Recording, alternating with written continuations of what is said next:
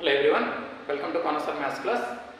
ఒకే పరిమాణం గల రెండు గ్లాసుల్లో 1/4 వంతు 1/5 వంతు పాలు ఉన్నాయండి. అందులో నీటిని నింపిస్తే ఆ మొత్తాన్ని ఒక గిన్నెలో పోసిస్తే ఆ గిన్నెలో పాలు నీరు నిష్పత్తి ఎంత అని అడుగుతున్నాడు. అంటే రెండు గ్లాసులు ఉన్నాయి. రెండు గ్లాసులు సేమ్ సైజు ఉన్నటువంటి రెండు గ్లాసులు. అందులో ఒక దాంట్లో 1/4 వంతు పాలు ఉన్నాయి. అంటే దీన్ని 4 ఈక్వల్ పార్ట్స్ మనం చేస్తే కనుక అందులో ఒక పార్ట్ పాలు ఉన్నాయి, అంటే 1/4. ఇది రిమైనింగ్ 3 పార్ట్స్ అంటే 3/4 నీళ్ళు ఉన్నాయి. అదేవిధంగా రెండవ గ్లాసులో 1/5 వంతు పాలు ఉన్నాయి.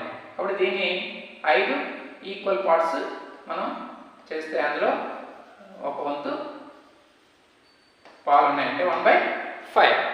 రిమైనింగ్ 1, 2, 3, 4 పార్ట్స్ మనకి నీళ్ళు ఉన్నాయి.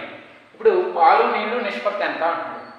ఇందులో పాలు 1/4, ఇందులో పాలు 1/5, అంటే 1/4 ప్లస్ 1/5 ఈజ్ టు నీళ్ళు 3/4 ప్లస్ 4/5.